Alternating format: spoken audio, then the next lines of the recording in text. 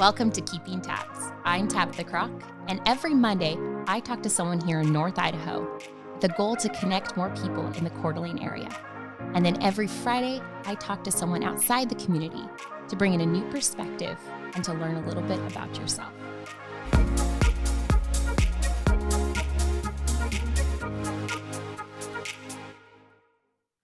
Good morning. I have Justin with me. He has been a friend of mine for a few years. He is up to some really cool stuff here in Coeur d'Alene. He has a extensive background of all kinds of stuff, anything from marketing to PR to pitching to the guy's got a great resume. So of course he wanted to go open his own marketing, agency. It's interesting how he does it. So I'm gonna let him talk a little bit more about it. First of all, Justin, thank you for doing this. Yeah, of course. Thank you for having me, Tabitha. Of course. So tell us. Excited to talk to you. Yeah, tell us a little bit about you and your business. Okay. So as Tabitha said, my name's Justin. I own Blackbird Digital here in Coeur d'Alene. We're a small kind of boutique advertising agency. We specialize in what I refer to as creative strategy, meaning that I'm not just doing logos and videos and stuff like that. We're doing a lot of research beforehand, and actually that's more of the product we sell than the actual result of the work. Because really what it comes down to is small businesses, especially in a community like Coeur d'Alene, where there's not, just massive amounts of money like you'd find in big cities, tend to get skipped over with the beginning part, right? The research that goes into making sure that these ad campaigns are performing at their tip top. So that's really what we're doing. I've gone as far as I have a couple clients that I've literally sat down and taught how to run Facebook ads, because that's not the part that they should be paying people to do, because that's the part they can do themselves. Exactly. Yes. Yeah. So it's an interesting business model. We're still kind of trying to work out the kinks. I'm not going to pretend like it's perfect, but it's really exciting, because at the end of the day, the reason I went into this industry, the reason I love design and marketing especially, is to help people. It's just can be such a predatory industry, and that's kind of what we're trying to change. Yeah, for sure. I think it's great. And I love that you're partnering with other people and really, and not only helping yourself, but helping others that are kind of in the same realm as you, where they're just kind of want to do like design work or logo work. You're able to partner with someone that brings in a different talent to the table. Totally. Yeah. I actually, I pitch our company as kind of like the general contractor building your house. Really, at the end of the day, we're the ones organizing everything, making sure it's up to spec, making sure it's all perfectly cohesive and working together. But I'm going to hire the best electrician for your job, and I'm going to be very transparent about that. I don't white label. I don't hide anything. You're going to know exactly who's doing the work with you, but I'm your main source of contact, and I'm the one that is organizing everything along with my team, Brian and Max. Yeah. And I mean, you're a young guy, and you have started your own business doing, bringing something new, doing something different. What inspires you to be your best self and to like take this huge feat, this huge company? I mean, it's not huge, like, what inspires you to do the best? That's actually a question that I'm still kind of trying to answer myself, I think. Internally, I've always had this just need for education, I guess. Like I always I'm obsessed with personal growth. And the moment that I don't feel like I am making progress or learning something new is when I become unhappy. So internally with myself, that's a lot of what drives me. But aside from that, honestly, I'm just passionate about it. It's work that I love to do. It's work that going through school and coming out of school into the real world, I found is not it's not as glamorous as they teach you that it is. It's not as happy and perfect, and everyone doesn't love you like you think they're going to. And that's something that kind of trying to make my own way and flip the script, I suppose. Yeah. And so with that, there comes a lot of life lessons. Was there a life lesson that you have learned the hard way? So many. The hard way. My dad always, he was the three strike kind of guy, he's like, he'll tell me no twice and then I figure it out on my own. So I've learned quite a few lessons the hard way. I think that the biggest one, and the one that I still struggle with, and I imagine I'll struggle with for the end of time, just because of how much I want to help people, is, not every client is right for you. I can't always help everyone. And there's a tendency to, like, a client comes to me or comes to anyone, just a general agency. They come to you and they say, this is what I need done and this is my budget, and you can't meet that budget, there's a huge tendency to try to meet the budget, right? And that is just a disservice to everyone. Then, there's only two outcomes of that. Either you are under delivering the work that you're promising them, or you are losing money on that client, and it's a lose-lose for everyone. So that's a lot of how I've kind of built this network. I'm not, it's not uncommon for me to refer a client to a freelancer or somebody that I think can do more for them for their money, if they're on the smaller budget end of things. But realistically, those are the people that I want to serve. Mm-hmm. Well, and I think that comes with any territory, whether it's counseling or, even like skincare, whatever it may be. It's finding the right personalities, the right fit, because it doesn't, like you said, Absolutely. everyone isn't like we're not going to all get along. And so to find someone that you work well with is super beneficial for you and the client. Yeah, in every sense, from personal relationships and business relationships. It's not, if you aren't both benefiting from it, it's not a successful relationship, and somebody's going to end up unhappy. Yeah. So is there a person in your life, maybe a hero or someone you look up to? It could be family, it could be like, Mhm. within the industry you're in. Is there someone you kind of say, oh, that's my hero? Yeah, this is actually, going over the questions that you sent earlier, that this is the one that I probably struggled the most with, because there's so many, and then just kind of defining to myself what a hero is, right?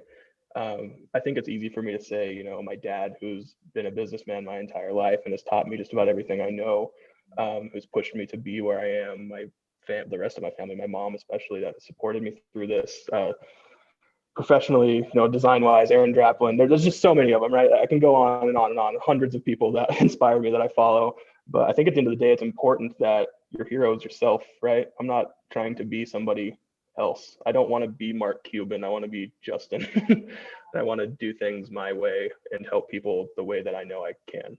Yeah. And I think it's that cliche thing, like you look at yourself in the mirror and you want to be a better you each day. Like it's not, Yeah. constantly competing with yourself, and not everybody in your industry. I mean, in your industry, yeah, we have some people that do it in the community, but we really aren't saturated with marketing companies. But it's just like, let them do them and you do you. Yep. And that's personally, and I think in your business as well. Yeah. And beyond that, it's every day. And I think the one benefit I can say that I think has come from the pandemic is that it's taught us how much we can do remotely. And I'm not tied to Coeur d'Alene. I want to give much as I can back to this community, because this is where I'm from. I was born and raised here. I moved away and came back, but this is my life. That being said, there's nothing stopping me from doing work in the Tri-Cities. I have a couple of clients in El Paso, Texas. I have one in LA. Like, I'm just kind of all over the place, and there's nothing that stops us from doing that. Nope. That's, if anything, it's learned. And that's really cool, is like to work with someone outside of the Coeur d'Alene community. They come to get a quote from you on like how much it's going to cost, and they're like, yes, because if they're in LA or Vegas or somewhere and they're like, yeah, it's triple, and that you can still give the same service for affordable, so that they can fit it in their budget. Absolutely. That's really big, especially like outside of Seattle and Portland, because those are like the marketing meccas of the US, and they won't even, those agencies, even the small ones, won't even get out of bed unless you're offering 20, 30 grand a month. Yeah. And that's just like, to me, that's like, whoo, I made it. That's all I need. You are my client. You get all of my time. Yeah. Hello.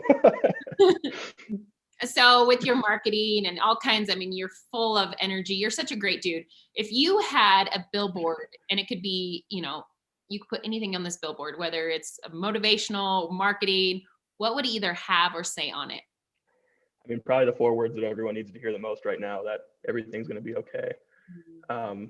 This is I hate the whole uncertain times and blah, blah, blah. But I mean, there's a lot of chaos that's been happening I go as far as to say the last 20 years.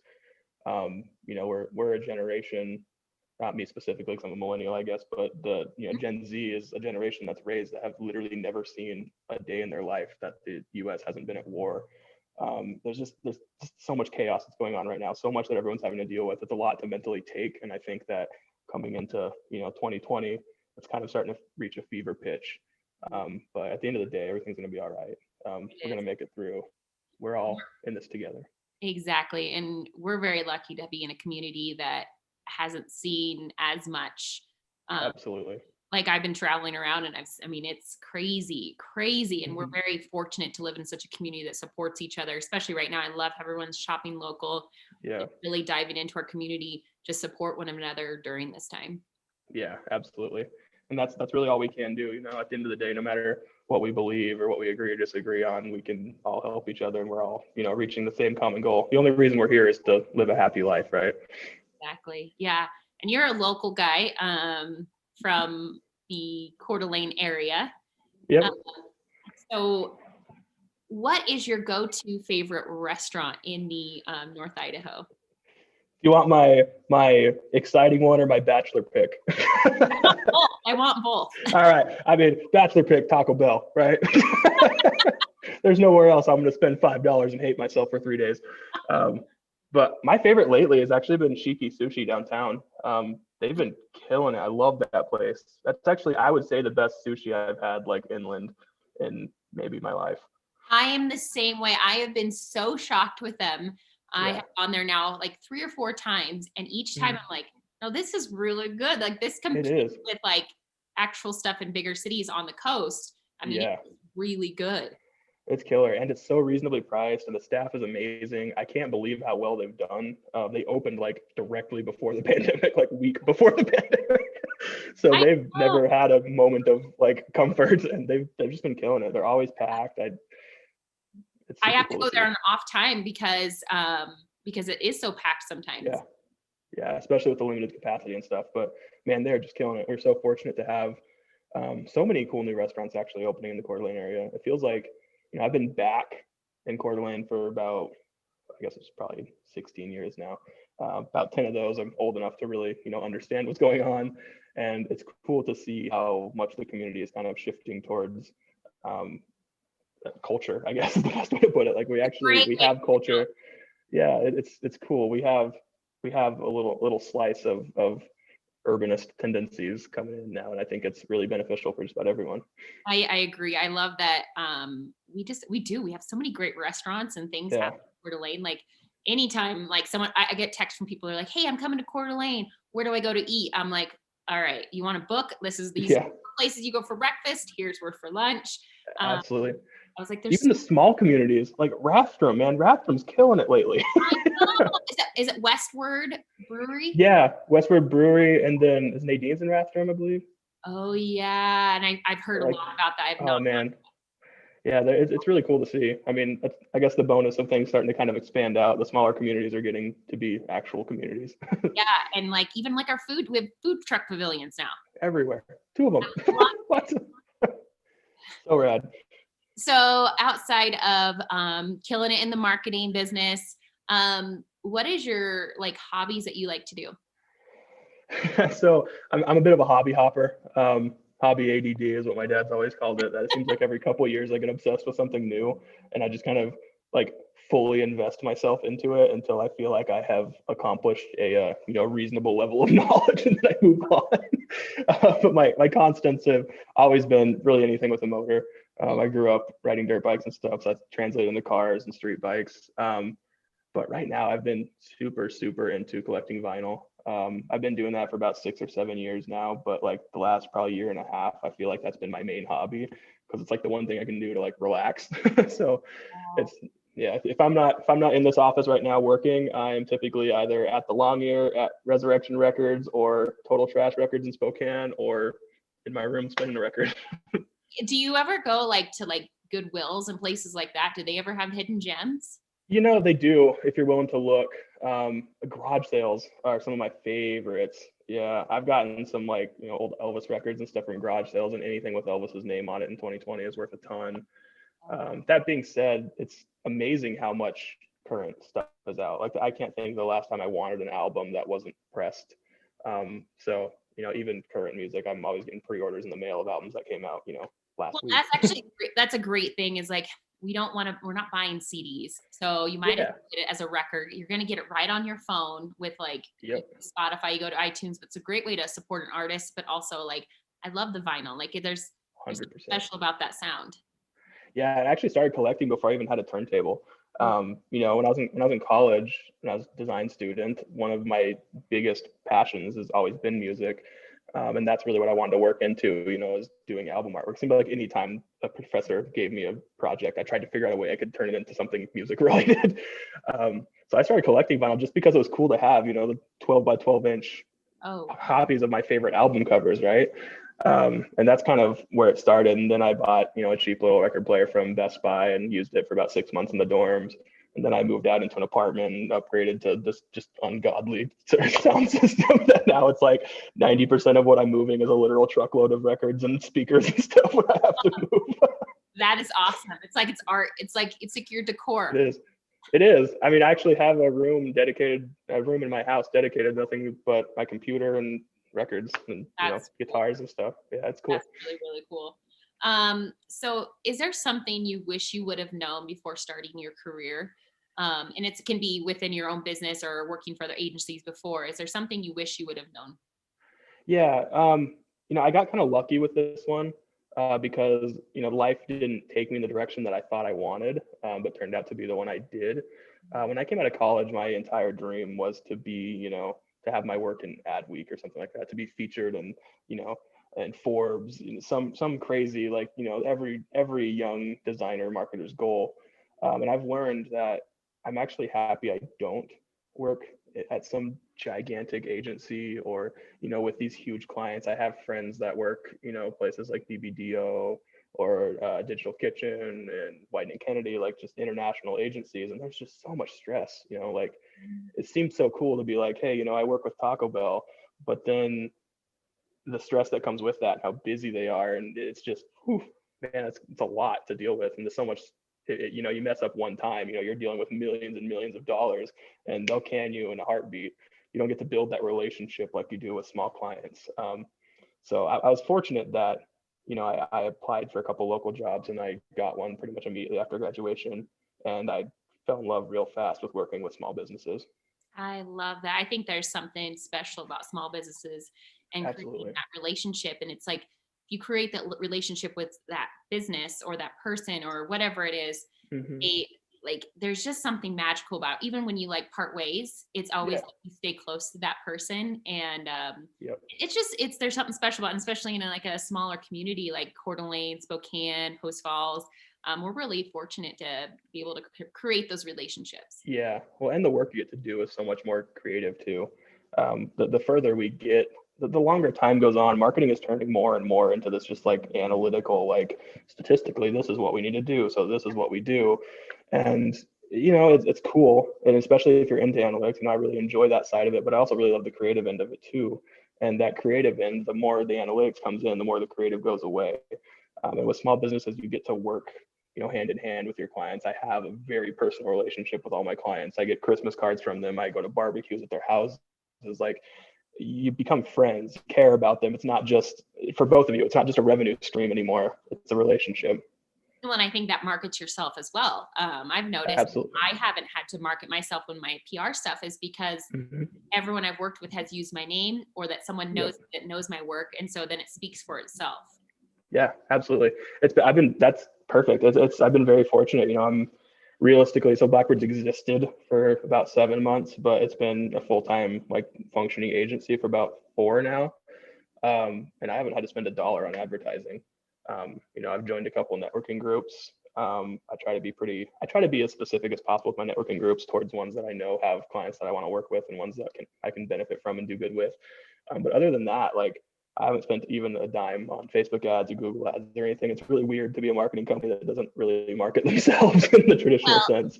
exactly, and that's what shows like your talent and like the word of mouth. I mean, especially in small community. I mean, actually, even larger communities. The reason I have a client down is because you just meet people through other ways, and it just Mhm. kind of sells itself. Yeah, and those are the best leads too. Like, I mean, even from a business perspective, like you can cast a huge net and throw out ads and you're going to get, 10, 15 leads and maybe close one or two of them. Right. But when they're referral leads, those are the best ones. And they're ones that, like if you get along with this person, you're good friends with them, you've done good work with them, then you're probably going to have a pretty good relationship with the referral as well. And they're serious. Like they really Yeah. want a marketing company. It's not just, Yeah. I They kind of saw sought it. this. Yep. It's Yeah. they're really They sought it out instead of just like got delivered it. That's serious. definitely that's what I'm always talking about with clients is the difference between, um, the really formal forms of advertising, which are kind of impulse buys. And especially if you're a service company, like that's not always the best option, right? Like if someone comes to me and they're like, do I do Google or Facebook first? My answer is always, are you doing one already? And if they're not, then I always tell them Google. And Google's those are the ones that are hot. Those are people that are actively looking for you. Those are people that are searching marketing agency Coeur d'Alene. Whereas on Facebook, I can deliver an ad to them and I can appeal to their emotion. But at the end of the day, it's like putting a candy bar at the cash register. I don't know how interested they actually are. They don't know if they're actually interested. They're not, they may not have a budget. There's just so much that goes into it. That's so true. So what is something, obviously you've been doing well, you're not even a year in and you coming to you and you're busy already, which is exciting. I'm so happy for you. But what is something, whether it's business, professional, personal, that you failed at, that you kind of learned a lot about yourself through? Oh man. I think the thing I failed the most at, which is kind of contradictory to what I would say about some of these other questions if we talk deeper, is taking time for myself and taking care of myself. I think it's really easy to buy into the hustle culture that we have today, especially with social media and stuff. And, I find myself working 60, 70-hour weeks and not having time for family or friends or anything. And that builds up, that's not just those relationships that are kind of decaying. That's also, your own mental health. Like sometimes you need to get away. So I've been really, with that failure, I've been learning a lot about how to kind of set boundaries, when to just turn my phone off, when to take a day off. That's one of my biggest like consistent failures, I think. And it's I feel like weekly, that's a battle I'm always fighting. But at the end of the day, failure is success if you're learning from it. So I'm never too upset. And I really think that's a great point. That hustle culture. You're supposed to work Mm-hmm. those 80 hours. You're supposed to work all the time. You're supposed to do this and this. And you're really hurting your mental health, your physical health, your emotional health, your relationship. Sometimes when you're thriving Yep. in work, your friendships and relationships start to like wither away because you're not nurturing Yeah. that and you're not there for them. So, and then physically, like you start to like get ill because Yeah. you're stressed or you're not going to the gym or you're not eating Yep. well. So I think that's a super important thing, is that, we all need to make time for ourselves. Yeah. And I mean, I don't get me wrong. I don't have like an issue with like the whole mentality of the hustle culture. I just think that the way it's presented, at least to us as consumers, is a lot more damaging than it should be. There's something to be said about working, right? Make the most of the time that you have in the office. Like, don't waste time. Get shit done. Move on. But it's important that you're not just buying into that. Like, I follow a couple of my favorites. Everyone watches Gary Vee, especially Right. probably people listening to this podcast. One of my other favorites is Brian Serhan. So he's from Million Dollar Listing. He's real, but he kind of treads the same line. But what you don't see is that they do spend time with their families, right? They don't talk about it, but there's not on camera for it. And even if they don't, they're not in a healthy place. And I think that it's easy to hide that stuff on camera. It's easy to hide it on the internet, and people don't realize that until it's too late. I've seen a lot of friends and coworkers and stuff damaged by that kind of mentality. Yeah. And I think people ask, you're like, how you doing, Justin? You're like, great, busy, like busy. And we're supposed to always be busy. And I think if Yeah. anything taught us during like COVID is that it's okay not to be busy. It's okay to spend Mm-hmm. time with your family or your loved one, or sit at home and play games and not talk to anyone, shut off your phone, like, Mm-hmm. not check your social media. And like, I know we're all guilty of that, but it's like, Oh, absolutely. I think that busy, like you have to be busy. You have to be doing 7 different things. You have to be You involved. feel guilty. Yep, It's the exactly. worst. Like I hate the like somebody texts you and it's like 9 o'clock at night and they're like, "What are you up to?" And I'm like, "Oh, just working." And I'm like, "Why am I doing that? Like, why am I answering that way?" Even it's true, but that is kind of that. It always points it out in my mind that I need to chill out and take some time. Yeah, yeah. So if someone wants to hire you or get a hold of you or talk about, see if you're the right fit for someone, how would myself or someone listening get a hold of you to talk about what you can offer them? Oh man, my lines are open everywhere. You can email me directly at admin@thisisblackbird.com. You can text me. My cell phone number directly is 208-659-1363. I admittedly am not the best at answering the phone because I don't have a receptionist or anything, and I'm always running around to meetings and stuff. So hit me with a text or an email, Facebook message, Instagram message. I'm very responsive to all of it. But no matter who you are, what you need or are looking for, I'm here to sit down and talk. And with that, I'm also open to letting you know if what your plans are necessarily the right decision in every situation. I'm not the kind of guy that you're gonna come and say I need a website. I'll say, okay, cool, it'll be $10,000.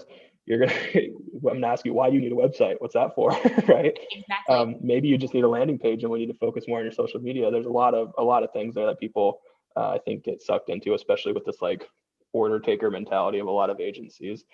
We just want to make sure that I'm here to help you guys.